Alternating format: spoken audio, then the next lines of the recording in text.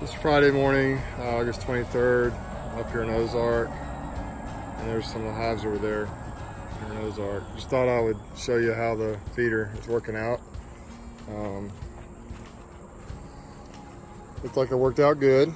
The bees were able to get in out. There's still some flying around here, so there might be a little bit of food in there. I put these out here, I believe it was Monday evening. Got some to drown in that water right there. Rained quite a bit this week, and that's bad. Those particular type of lids will collect water. I guess any of these will. Just gonna pull this lid off here and see what we get it off. Yeah, that bucket's empty. There's nothing in there.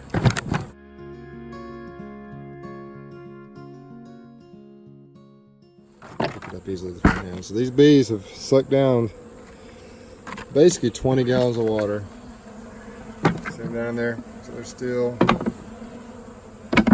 fishing it out. Now, one problem that you have sometimes, pine straw is pretty much dry. See, they're almost, I really don't see any dead bees to speak of in this bucket. So honestly, it worked out extremely well the way I did it. This is how I usually do it, but I don't always put the, there's I mean, 10 dead bees maybe. I don't even know if there's that many down in there. Very, very few dead bees.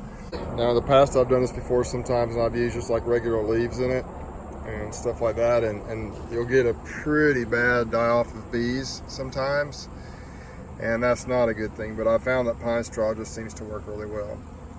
So I'm kind of excited about that. I think this is giving these bees a good head start now in preparation for going into winter. So we've got, let's see, 1, 2, 3, 5,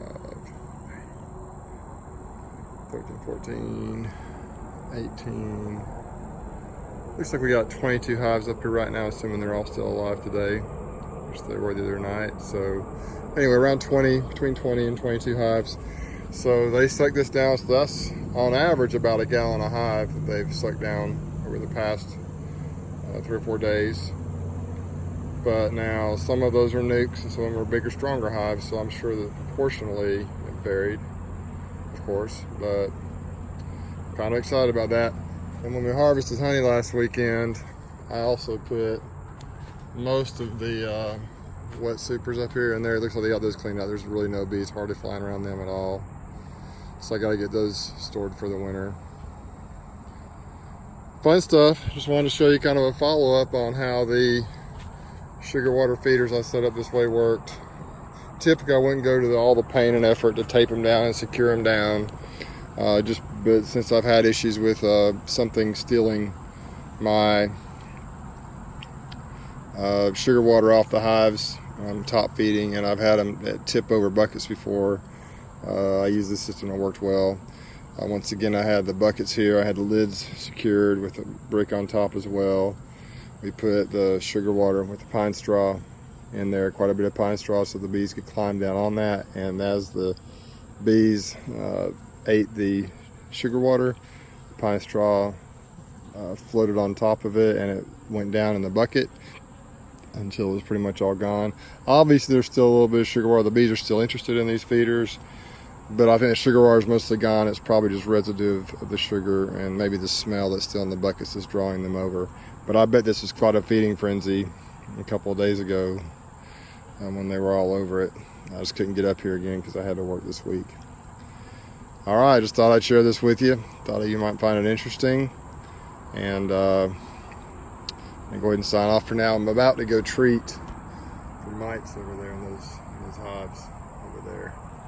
You might be able to get the video set up for that as well.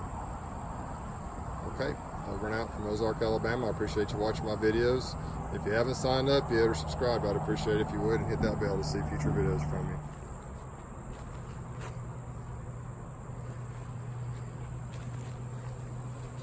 Well, I went ahead and dumped the pine straw out here. See how much I put in there? Now the buckets are pretty much full, like within just a couple inches of the top. But you can fit that much pine straw in the buckets. But once again, the advantage of doing that is the bees don't drown. I mean, very, very few. I mean, almost no bees when you think about the thousands and thousands of bees that have been in these buckets, sucking the sugar water down, you know, almost no bee loss. The only bee loss, significant bee loss, was in these type of lids here. There was some water collected in there from rain, and some of the bees died, as you saw earlier.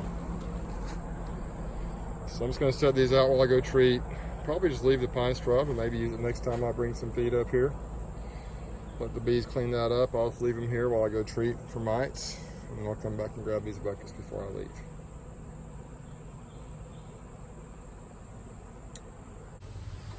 It's daytime this time. I came to check on these. I'm about to treat the bees up here at the farm once again. Looks like they've cleaned them out pretty good.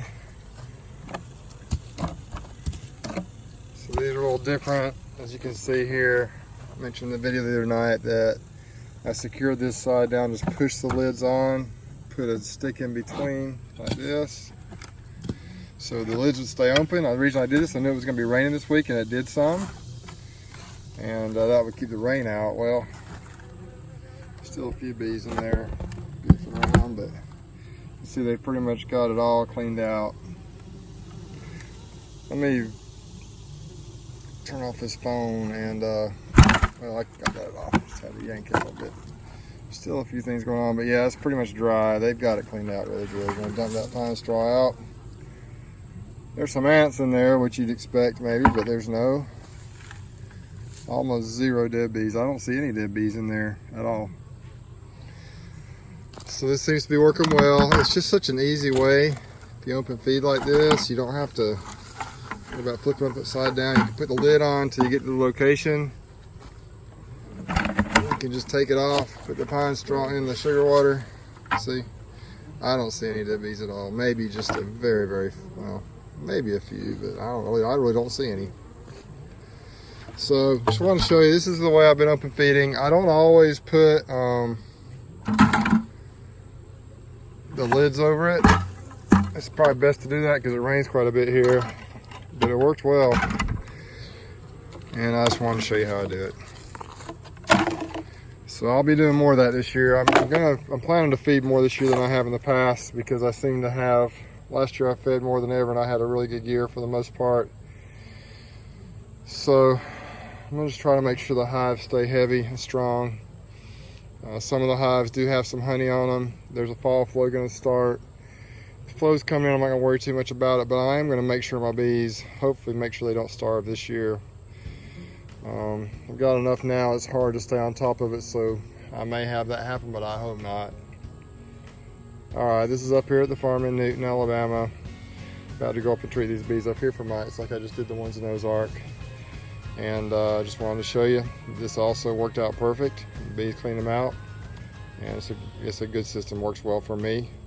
You can do what you want, and I may try some other systems in the future if you have suggestions for me, but this is the way I like to do it for the most part. I will top feed also on hives that might seem to be a little weak, because the stronger hives will, I'm sure, dominate open feeding, and the weak hives may not be able to get the food they need. And so if I see hives that are weak, I'll just top feed as well to make sure they stay strong.